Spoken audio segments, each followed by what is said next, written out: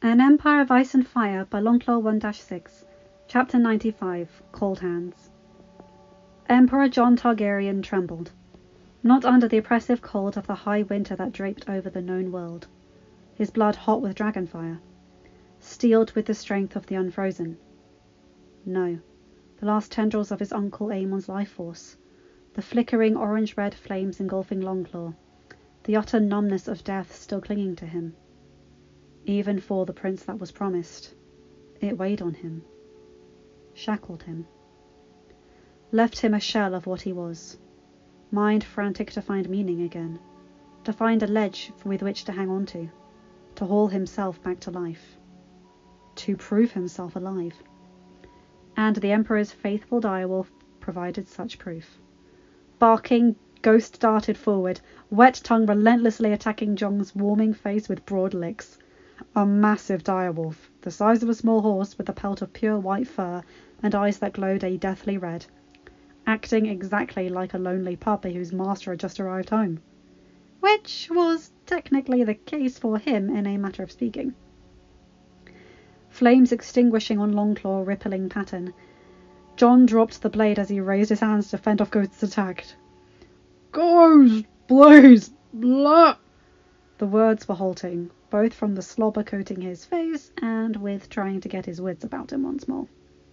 Shock still filling everyone, the scene before them drew a chuckle out of Howland, which soon morphed into a full belly laugh.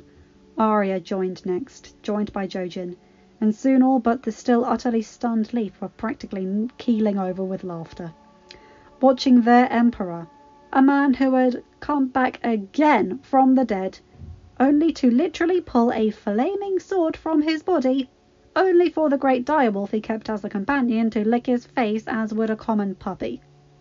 It was just comical to the extreme. A loud hoot finally sent Ghost away, allowing Jon to breathe, until the superheated breath of his green dragon hit him in the face. Rhaegal darted his head forward, hot tongue swiping up and down Jon's face and torso. Rrrg! The only thing worse than Ghost's loving attack was Rhaegal's. Arya and the men only laughed harder, many actually falling over. All the stress and grief of the last few days pouring out as they jeered, cheered and mocked their ruler and his affectionate animal companions. Vicious, deadly animal companions. Eventually Rhaegal's point had been communicated. Giving his father and Ryder one last happy nuzzle, the dragon pulled back, watching everything with bright amber eyes. Laughter dying down, Howland grabbed the white shroud from the base of the dais and handed it to Jon. "Your Majesty, to clean you off." He grinned widely. Taking it, Jon wiped off the slobber. "Thank you." He sucked in a deep breath, letting the freezing air reinvigorate his lungs with a delightful burn. Was it the wolf's blood in him? He and Dany felt the same when taking scalding baths. Still wasn't enough for his throat. Water." "Here, Your Majesty," Sorbog stated. A water skin pushed towards him, with fresh snowmelt. Jon took a deep swig, letting the liquid soothe his throat. Gods, it felt wonderful. As soon as he handed the water skin back, did his sister slam into him, arms tight round his waist. "You stupid fucking idiot!" Happy tears falling from her eyes. "Don't ever give me a fucking scare like that again, or it's going to be me who stabs you in the heart!" Feeling his strength returning, Jon grinned against his little sister's hair. "Twice was enough for me, Arya." He held her, returning her hug. "Did I ever mention you look exactly like my mother?" Arya pulled back, smiling through her tears. "A lot of people say that. I'm pretty sure it's a compliment." Allowing himself one last smile to his sister, the threats facing them returning to his mind with the force of Gendry's warhammer. The reality he had to face. "How long since the battle?" 4 days, Your Majesty," Howland answered, Jon responding with a look of horror. "The vast majority of the armies managed to escape. Your plan worked like a charm." "How many did we lose?" The Emperor cut him off. Arya rolled her eyes. Jon was so predictable.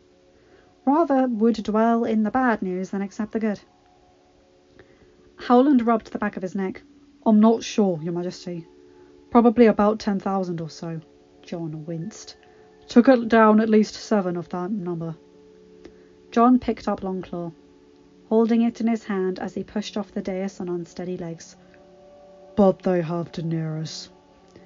Anger forming, face shaking with rage, Rhaegal and Ghost sensed the near outworldly inferno coursing through him.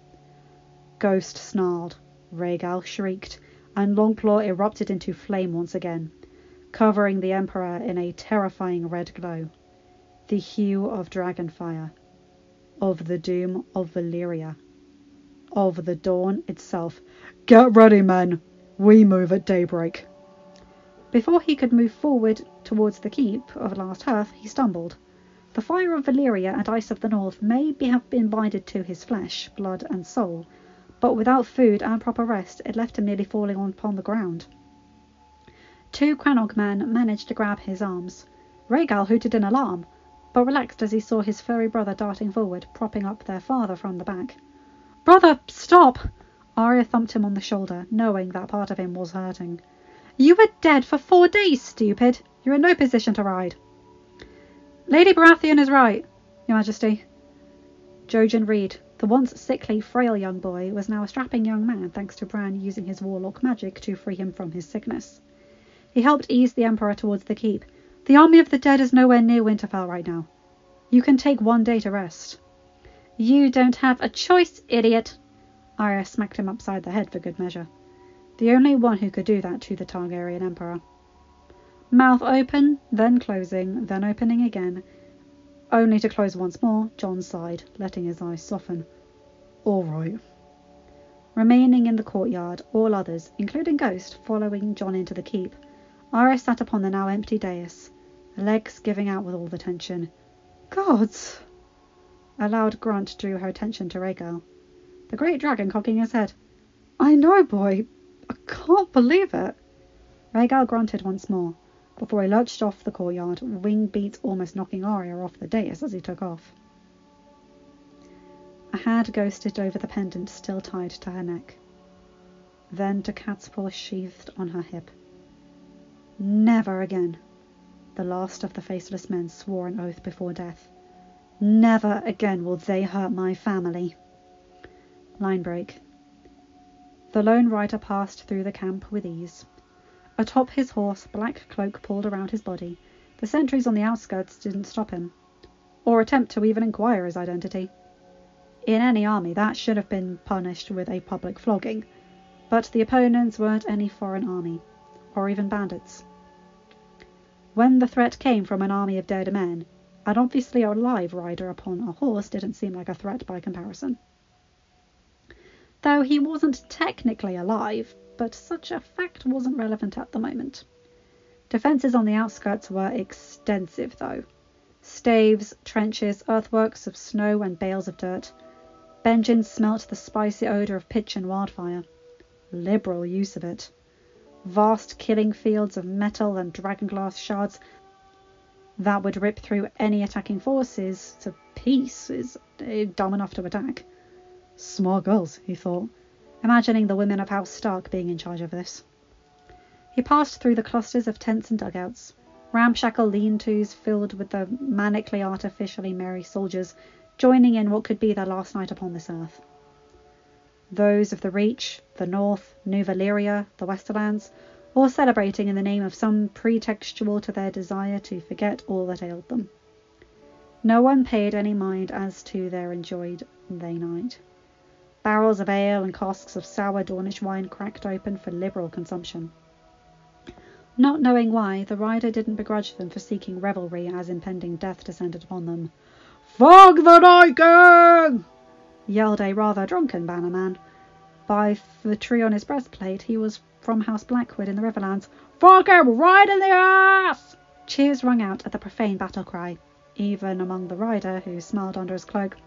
"Wait till he tastes my dragonglass!" hooted another bannerman, by his armour style being from House Selmy in the Stormlands. "Perhaps I'll fog him with it!" Resting the obsidian-coated sword, he placed it over his crotch in a rather exaggerated description of his endowment, miming a frantic fornication to the jeers and drunken bragging of the other bannermen. The rider chuckled, having seen far worse at Castle Black.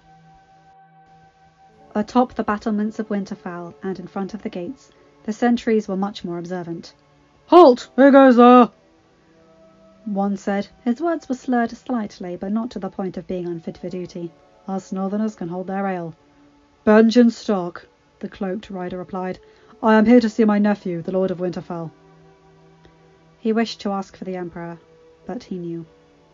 Gods, Benjen knew. Blinking, unsure of himself, the guard looked to his companion. "How do you know it's him?" The other shrugged. "Get Rick. He's been around since fucking forever." The other banner man nodded drunkenly and darted off into the crowd of more connected revellers within the courtyard. Benjen waited for several minutes before an older man appeared, the guard in tow. Smiling despite himself, he took off his hood. The older man's eyes widened. "Lord Stark!" He immediately bowed. "We heard you died north of the wall." One of the last bits of news that arrived before the Ironborn took over the castle. "Most people did. Now, may I see my nephew?" He nodded profusely. "Of course, Lord Stark. Right this way." If the festivities of the quote-unquote highborns in the courtyard were less crude than those of the men, Benjen didn't see it. Ale flowed freely. Men peeled off into corners to void their stomachs, or with a woman, or two or three in the case of one knight, 2 Dothraki and 1 free folk. At least half a dozen small fisticuff fights and melees with training swords were breaking out, cheering crowds egging them on. The guard looked at Benjen and shrugged sheepishly. "They tend to get carried away, my lord." "What's the special occasion?" he replied with a smirk. "The Lady Hand Sansa took her vows before the godswood this evening, to her new husband, Sir Podrick Payne." "Sansa to a Westerlander?" Benjen chuckled, enjoying how topsy-turvy everything was becoming. It heartened him. "Why not? No regrets, with those monsters coming. She deserves this, poor lass." In the corner, a Dothraki screamer was in the middle of a scuffle with a wildling over a woman. Unsullied moving in to break it up as fists flew. "I don't think she deserves this in particular, but other than that, aye." Nor the dead. Probably think they're all doomed. Inside the keep, the Great Hall managed to have a bit of class. Not that those inside were not irresponsibly drunk. From a peak, he managed to see at least 10 men and 2 women passed out on the floor. A giant wildling with a red beard was belting out free folk ballads with an equally tall female knight. One man, Benjen guessed it was Lord Edric Dane based on the features, cursing as he was bested in an arm wrestling by a gorgeous Dornish lass. The same woman that had travelled with Jon north of the wall. The woman whistled and swayed to the movement of the Dornish fiddlers, demanding another challenger. Behind her, the dance floor was filled with revelry. At the centre, a young woman with the look of a Mormont of Bear Island, dancing a jig was... Was that Rickon? Fuck, he's grown. Had Benjen been able to cry, the tears would have been flowing like a waterfall. Hood still up, the guard eased him through the centre of the table. Sure enough, there was the couple. Sansa had grown to be a stunning woman, her mother's confidence and cunning written all over her face, but with a softness Cat had never been able to have. Beside her was Sir Payne, a hopelessly awkward young man. Perfect for Sansa, Benjen noted. On his left was Robb, looking every inch the Northern Lord, while on her left was his Tyrell wife Marjorie. Almost everything Benjen hoped for his family after all the shit they had been put through. "Almost. Lord Stark," he announced under his hood, voice loud. "Lady Sansa." Her brow rising, Sansa stared as her brother stood. "What business do you have here, stranger?" Clearly he was a bit tipsy. Suspicion turned to shock as Benjen lowered his hood. Sansa gasped in shock. Unlike the others, she was as sober as a silent sister. "Uncle Benjen!" Both rounded the corners of the table to get a closer look, while Rickon gaped as well as the revelry started to die down, recognizing the eldest of the Starks back again. Benjen bowed. "Forgive me for the late arrival, my lord and lady." Merry laughs left the lips of his family as they threw their arms around him. Line break. Movements slow and as silent as a mouse. Crown Prince Rhaegar Targaryen sent a silent prayer to his Aunt Arya. "Besides father, the greatest warrior in the 7 kingdoms." Carefully, so as not to wake his sister in her bed, he laced the ties on his cuirass. fitted over his gamison, decorated with the three-headed dragon of House Targaryen, leather pads over his shoulders emblazoned with the Stark direwolf. Armour fit for a prince of both houses. Traditions of King Theon Stark and Aegon Targaryen. Grandmother Catelyn will kill me. Seven hells Arya will kill me. But, as his father taught him, it was his duty to the realm. He was a prince of House Targaryen and Stark, both devoted and stubborn. A quick clip of his sword, the best castle-forged steel, a gift for his 8th name day from his uncle Rob until Longclaw would pass to him by right, covered in dragonglass from a quick side trip to the foundries outside of the city walls, found the outfit complete. Everyone would know where he was going at the end of this. But not Biffle, he thought with a smirk. Pushing open the glazed window that decorated the red brick interior of Maegor's Holdfast, Rhaegar tied the rope he had pilfered to his bed frame. Not strong enough to brace an adult knight, but for the 8-year-old crown prince, it would do. Inching out onto the ledge, 1 foot at a time, he leaned over the lip to see the courtyard below.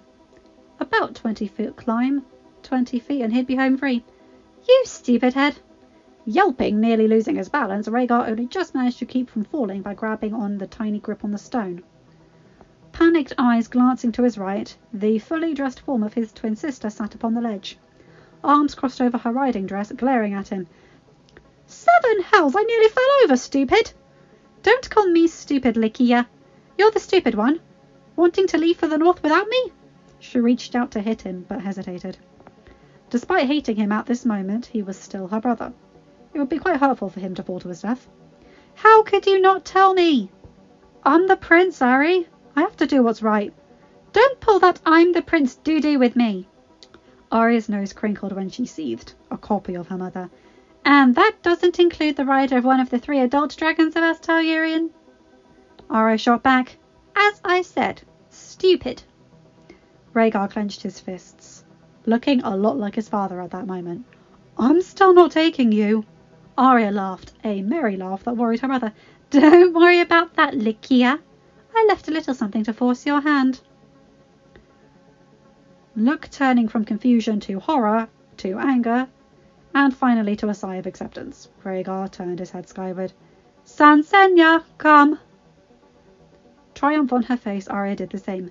Edaron, come. Head throbbing, Catelyn pinched the bridge of her nose as she read the dispatches from Winterfell. From Moat Cailin, from everywhere in Westeros, the tendrils of the long night dropping snow or even in dawn. Citizens panicking, boats to the free cities, and even New Valyria packed with fearful small folk. The household guards, practically old men and young boys, all the veterans fighting in the north, barely able to handle the chaos. Tossing aside a dispatch, practically a plea from the aging Lord Hightower of Oldtown, Catelyn picked up another. Handwriting horrible, almost childlike. Can't these damn lords read? The only worst chicken scratch she had seen was from Walder Frey. Practically what would happen to some hill tribesman was made a lord. Unfolding the sheaf of parchment, Catelyn suddenly noticed that it wasn't even a Raven dispatch, but a regular sheaf from any desk in the castle. Grandmother, Papa and Muna need us. Do not worry, we are the blood of the dragon. Love, Princess Arya and Crown Prince Rhaegar.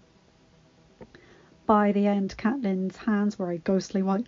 No, it can't be. She blinked, rereading the message, hoping against all hope. But it was in Arya's handwriting.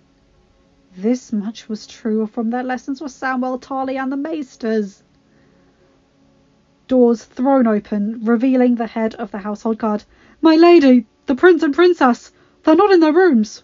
From the courtyard, the twin roars of dragons echoed through the city, a flash of orange and white outside the office window as they ascended to the north. Line break. A quick knock on the door did not disturb Bran. He preferred his solitude to the celebration, but he did not mind the interruption at this point. Yes? He answered, voice not as emotionless as was the norm. The door opened to find Mira. Bran! Oh, for the God's sake, are you still sitting around the fire? Her hands were on her hips. A form-fitting northern wool dress hugged her figure, which, despite the furs or trousers she normally wore, was quite attractive. Bran knew intimately how wonderful her figure was. Not even your sister's wedding would find you out of here. I gave them my blessing before the wedding. Do you understand how busy I am? Mira scowled, which Brown found made her face even more attractive. Not that he would say it. Her lover was a less explicit version of Arya. You are the only person who can sit here, do nothing, and still be busy. She sighed, defeated. There's someone asking to see you. Is it my Uncle Benjamin? Mira blinked, shaking her head with a chuckle. I have to stop letting you surprise me with that. Fool me once, shame on me, he quipped, the smirk so rare on Brown's face Mira was surprised again. Tell him to come in, Mira. I do wish to see my uncle. Just before the door closed, Brown called after her. Oh, and fetch for Lady Melisandre. He was going to need both.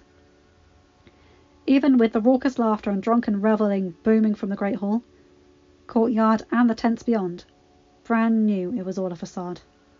A mirage born of ale, wine, and plenty of wilful delusion.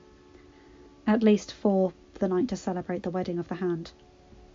Underneath such mindless revelry, morale had plummeted to the deepest abyss in the days following the disaster at Last Hearth, as most were now calling it. The panic that had seized the Imperial army had petered out, but the fear remained. The resignation remained. Operating on mere inertia, the soldiers and small folk were only confident in their defeat, and in such confidence defeat would most certainly come. Feelings that Bran did not share in the slightest, for he knew the truth. A truth that never ceased to fill him with the hope in his heart and a smile on his face. The most joy one had ever seen in him since his accident. Not that he'd let anyone else know. Since the heart tree in the true north, he and Marden Stark were bonded. The still aching scar on his hand, a brand to the world, sent the king of death's thoughts through his mind whenever he tried to see the army of the dead. To find Daenerys. There was still so much Bran did not know of his powers. Of the Night King's powers. Best not to risk it. To let him believe Jon was truly dead. And walk into the trap. Thrown open, the sound of hard boots shook the floorboards. So there's where my nephew's been hiding, Benjen said gruffly. Uncle Benjen, Bran greeted, accepting the hug as cheery as a tone as he could muster. From the smile on Mira's face behind it, it was a pretty good tone. But the smile only brought a cold to him. As his uncle pulled back, Bran eyed him with resignation. The children had to save you, didn't they? If Benjen was surprised Bran knew of his cold hands, he didn't show it. Seems that the children got to you as well. He pulled up a stool and sat upon it, ashen grey eyes looking him over. The three-eyed raven chose you, eh? Not the night ship you wanted, Bran. Bran offered a small smile. It's fine, I assure you. My gift is rather valuable, and the Warlocks of Qarth trained me to manage their power. Warlocks of Qarth? The last remaining child of Rickard Stark furrowed his brows. You actually went to Essos? To Marine, originally. It wasn't safe in Westeros with the Boltons in control at the time. Stayed with Daenerys for a while, and then a voice drew me to Qarth, to the House of the Undying. Closing his eyes, breathing deeply, Bran summoned the mystical energy, bathing him in an ethereal orange-red shroud. Slowly he rose to his feet, taking in Benjen's dropped jaw. Grabbing a decanter of melted snow from the table across from him, he carried it to his wheelchair. The hue disappeared as Bran's once again crippled form slumped into his chair, caused Benjen to shake from his reverie. 7 hells! That's what I said when I first saw it, Mira stated as she re-entered, the Red Woman in tow. Took away Jojen's illness and brought back Hodar's voice. Willis is back! Benjen laughed. A laugh of happiness. Miss that big lug. Always did help me around when I broke some limb playing with Ned or Lyanna. Moment of amusement dying down, he regarded Bran with new eyes. Never thought one of the children told me would be my own little nephew. Both young lovers looked up at Benjen with confusion, while Melisandre just stood in the corner, passive expression belaying her observant eyes and ears. What did the children say to you? Sighing, Benjen ran his hands through his hair. Fingertips blackened from frostbite, unable to feel all but the greatest sensation. Much that near death had taken away from him, that his duty had taken from him. all to fulfill the purpose he had been born to fill. We all know what the Empress is, what she has become thanks to Mardenstock, and what the children turned him into. The deliverer of all evil, Melisandre spoke for the first time, a soul corrupted by the blackest of all magic, a magic that only the purest of all light can finally vanquish. But he came back. Soren Targaryen killed him, but he came back due to the dragonglass within him, within Daenerys. Such provides them with not only just their power, but their invulnerability to all but the steel infused with the life force of a dragon, tempered by the heart of an unfrozen. Jon is dead, though, Mira stated sadly, but her sadness was not reflected on the other three. Isn't he? Bran smiled. You'll see soon enough, my love. He turned to his uncle. Can this dragonglass be removed? I look into the past to try and find the children of the forest, and learn of their secrets, but it's all clouded. Clouded by him. Removing a dagger of dragonglass, hefting it in his hands, Benjen looked at the hearth. Brynden Rivers, the last raven. He told me many things. Showed me many things. He had centuries to learn the secrets of even the gods themselves. He scowled. Of why the Night King cannot be killed. Of why Dany will die in this coming battle before even a sword or spear penetrates her. Mira gasped. How is this possible? Still boring on Bran, Benjen leaned on his hands. A flicker of the eyes took in Melisandre. The priestess took 2 steps closer as a result. Did you ever hear of the Brotherhood of the Dawn? Bran raised an eyebrow, but it was Melisandre who answered with a surprise if the ancient name was mentioned. The Ancient Order of Mystic Warriors. Perhaps she needed to find Lord Durrandon for the rest. Fought in the first long night, Bran added. It was said they became the first Red Priests, the first priests of Valyria, and the first warlocks of Karth. Benjen nodded. Aye, but it isn't their subsequent history that concerns me. He leaned in. The Brotherhood also gave the world the first three-eyed raven, and Brynden Rivers told me everything about him. The room listened, riveted to Benjen's tale, half in horror, half in resignation, with just a sliver of hope remaining at the end. Odds long, but hope existent nonetheless. Flashback. A vast white plain. In all directions, vision obscured by the swirling ice and snow. Bran did not know what was to come, why his powers brought him here. But such only lasted for a moment. The pain burning within the mark on his forearm told him all he needed to know. Out in the distance came one figure. A dead wildling, face half rotted away, the blue eyes as the only sign of sentience within. Behind was another, clad in Lannister armour, and another, in the leathers of the Unsullied. Then more, and more. More than Bran could count. Thousands, tens of thousands, that just started to pass him. Trudging around him, through him. Men of all kinds. Monstrous ice spiders. Rotted animals. Direwolves made vastly more fearsome with glowing blue eyes. Ground shaking beneath him as a giant plodded through the snowdrifts. Not a sound passing from the beast. And, in the middle of it all, atop a black steed, whose face had been cut away to the bone, was a woman. Skin blue as ice, hair a silver white blowing in the vast gales. Features still beautiful, though hauntingly so. Bran stared into the face of Daenerys Targaryen. Her new face. New form. At the van of her army. Nothing but malevolence in her cold blue eyes. His arm was soon engulfed in an icy inferno as a great black dragon passed overhead. Bran!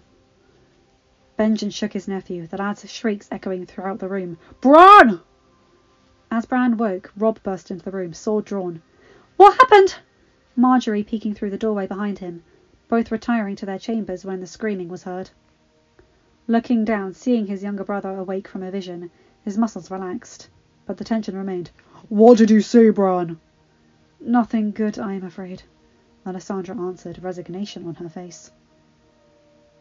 Easing herself into her husband's side, Marjorie felt the chill course through her flesh. "Just tell us, Bran." Breathing, hand over his heart, Bran closed his eyes, opening them after a moment, expression as flat as ever.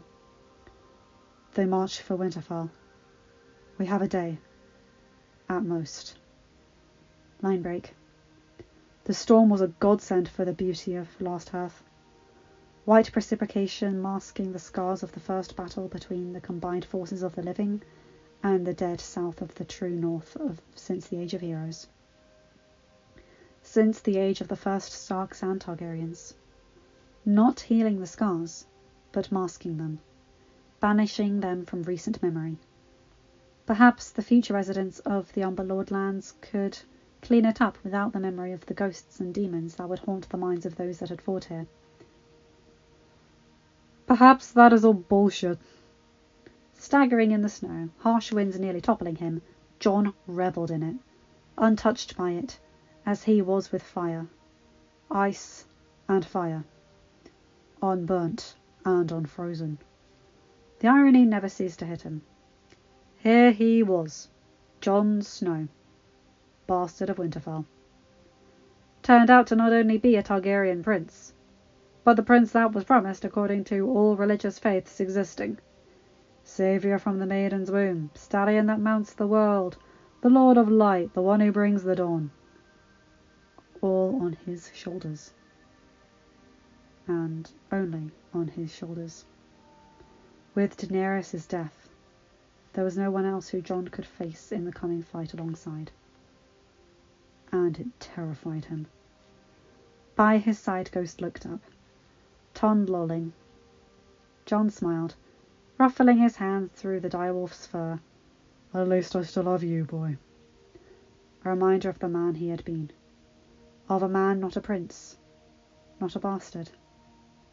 The man beneath it all, the one Daenerys fell in love with. Searching for Rhaegal, calling out for the dragon, a sound behind him drew his immediate attention. Both widened and softened. "Bran?" "Hello, Jon," the standing figure said, voice monotone aside from the slight grief tinging it. "I knew you were alive. I could feel the moment you emerged from the afterlife. Based on what I have seen, the children probably felt it too. And Daenerys." Her name only brought tears back to his face. "I don't know if I can do it. End her life." "You cannot, Jon. Leave her to me." Skeptical eyes watched his brother. "I cannot explain further, but Benjen is here. He and I have a plan, and you need to focus on the Night King, for he marches on Winterfell." Eyes closing, fists clenching until the nails started to cut into his skin, Jon finally looked up, only to see Bran gone, leaving him to his anger, his rage, a madness that threatened to consume him until he brought fire and blood to the entire army of the dead. A rage only building as Rhaegal landed in the snow, sharing in the dragon's amber eyes. Walking up to him, Jon rested his palm on Rhaegal's snout, letting the madness course into his green dragon before it overwhelmed him both. "Ready to avenge, mother?" Only a growl responded. "Good." End of chapter. Hi guys, hope you enjoyed that. Oh boy, okay. This is interesting. Oh, come on. I'm trying to remember what happens in the next chapter, but nothing. So, yeah, anyway, you guys know the drill. Like, comment, and subscribe. Hit the bell, blah, blah, blah. Bye, my guys, gals, and non-binary pals. I'll see you in another video. See ya!